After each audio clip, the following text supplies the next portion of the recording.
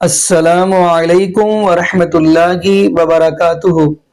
اعوذ باللہ من الشیطان الرجیم، بسم اللہ الرحمن الرحیم۔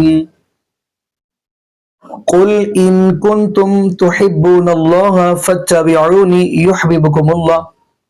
جی ناظرین، آج ہم جس حوالہ سے گفتگو کرنے جا رہے ہیں، آپ دیکھیں گے کہ مفتی منیب الرحمان حفظہ اللہ تعالیٰ کے اوپر کیا کیا الزام لگائے گئے ہیں۔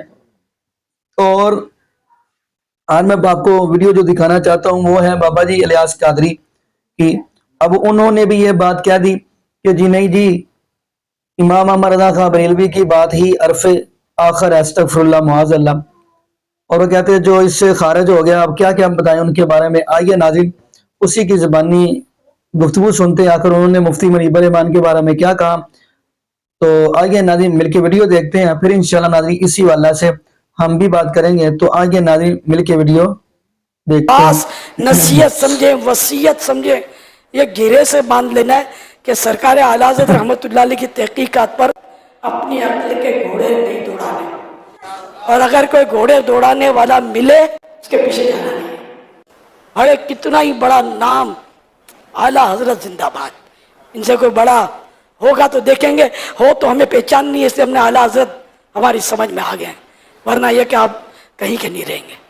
اعلیٰ حضرت کے فقہی مسائل ہوں، اعتقادیات ہوں، جو بھی ہوں، بس اعلیٰ حضرت کی تحقیقات ہمارے لیے حرف آخر ہے۔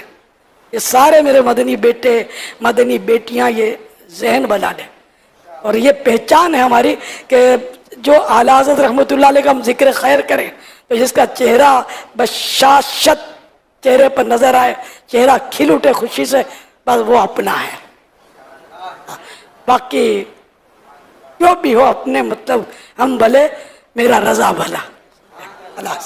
باقی ہم تو اعلیٰ حضرت کے خیرات پر پل رہے ہیں، کم از کم میں تو اعلیٰ حضرت کے ٹکڑوں پر ہی جی رہا ہوں۔ سچی بات یہ ہے کہ اعلیٰ حضرت امام احمد رضا خان رحمت اللہ علیہ مجھے نہ سنبھالتے تو خدا جانے میں کہاں ہوتا۔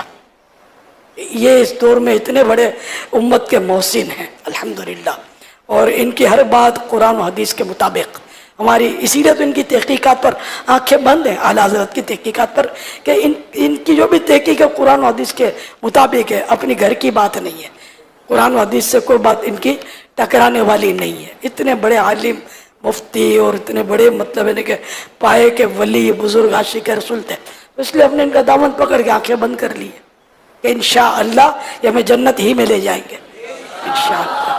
ان کے پیچھے پیچھے غوث پاک کے پاس پہنچے، غوث پاک ہمیں اپنے نانا جان صلی اللہ علیہ وسلم کی خدمت میں پیش کریں گے، اور یوں انشاءاللہ باغ جنت میں محمد مسکراتے جائیں گے، پھول رحمت کے جھڑیں گے، ہم اٹھاتے جائیں گے۔ یہ ذہن بنانا بہت ضروری ہے، ورنہ آپ لوگ اور آپ بھی آگے یہ میں نے جو بھی عرض کیا ہے اس کو آگے بڑھاتے رہیں، ہماری نسلوں میں اس کو نافذ کریں، انشاءاللہ بیڑا پار ہوگا انشاءاللہ۔ فیضان اعلیٰ حضرت جی جی ناظرین، آپ نے یہ ویڈیو مناظر فرمائی۔ ناظرین معاذ اللہ استغفر اللہ، کیا اب قرآن و حدیث کو پیچھے کیا جا رہا ہے اور اماموں کی طرف بلایا جا رہا ہے؟ ناظرین کیوں نہیں ہم اس حالت میں آتے کہ ایک یکتا ہو جائیں، کیوں نہیں ہم ایک ہوتے؟ ناظرین دعوت اگر دینی ہے تو قرآن حدیث کی دیں۔ کیا امام احمد رضا خان بریلوی کے اوپر معاذ اللہ استغفر اللہ استغفر اللہ استغفر اللہ شریعت نازل ہوئی ہے؟ ندی ہمارے پاس جب اتنا بڑا امام ہے، امام الانبیاء جناب محمد رسول اللہ صلی اللہ علیہ وآلہ وسلم، جب ہمارے پاس اتنا بڑا امام موجود ہے، نبیوں کا امام موجود ہے، خطیب الانبیاء موجود ہے، اب اللہ پاک نے نبی پاک صلی اللہ علیہ وسلم کی زندگی کو ہمارے لیے بہترین نمونہ بنایا ہے۔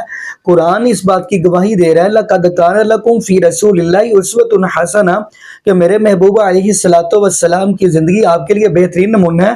تو پھر ناظرین ہم امام احمد رضا بریلوی کے پیچھے کیوں لگے, ہم کسی دنیا کے امام کے پیچھے کیوں لگے؟ ہم اگر لگیں گے تو نبی پاک صلی اللہ علیہ وسلم کے پیچھے لگیں گے, کیونکہ قرآن نے یہ اس بات کی گواہی دی ہے, قل ان کنتم تحبون اللہ فاتبعونی یحببکم اللہ, اگر آپ اللہ رب العالمین کے ساتھ محبت کرتے ہیں تو پھر شرط کیا ہے؟ فاتبعونی یحببکم اللہ, کہ آپ اتباع کریں محبوب علیہ الصلوۃ والسلام کی.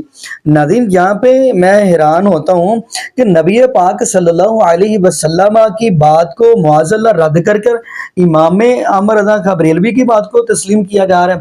میں کہتا ہوں ناظرین دیکھیں قرآن نے بھی اس بات کی گواہی دی ہے, اگر بندہ اپنے آپ کو کہلوائے تو مسلمان کہلوائے, کیونکہ قرآن بھی یہ بات کی گواہی دے رہا ہے, توفنی مسلمن و الحقنی بالصالحین. نبی یوسف علیہ السلام دنیا سے کہہ رہے ہیں کہ اللہ میں اس حال میں دنیا سے مجھے اٹھانا ہے کہ میں مسلمان ہوں.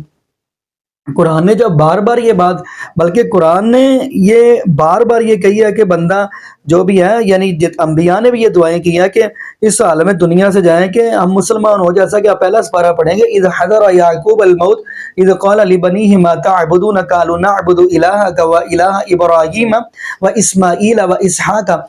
نبی یعقوب علیہ الصلوۃ والسلام جب اپنے رب سے ملاقات کرنے لگے تو یہی تو اپنے بیٹوں کو پوچھ رہے ہیں کہ آپ عبادت کس کی کرو گے؟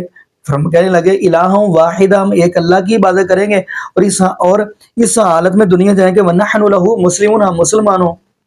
قرآن پاک نے ایک اور آیت کے اندر بتایا, فرمایا وَاعْتَصِمُوا بِحَبْلِ اللَّهِ جَمِيعًا وَلَا تَفَرَّقُوا, اللہ کی رسی کو مضبوطی سے تھام لیں, پکڑ لیں, فرقہ واریت کے اندر نہ پڑے. لیکن ناظرین یہاں پہ ہم دعا ہی کر سکتے ہیں کہ اللہ پاک ایسے لوگوں کو سمجھ عطا فرمائے, اور یہ بھی دعا کرتے چلے اللہ پاک ہمیں نبی پاک صلی اللہ علیہ وسلم کی شریعت کے مطابق زندگی گزارنے کی توفیق دے, اور اللہ پاک ہمیں 5 وقت کا پکا اور سچا نمازی بنا دے, اور جتنے بھی بے اولاد جوڑے ہیں اللہ پاک سب کو نیک نورینہ صحت تندرستی والی ایمان والی لمبی زندگی والی اولاد عطا فرما دے. جزاکم اللہ خیرہ, احسن الجزاء. السلام علیکم ورحمۃ اللہ وبرکاتہ.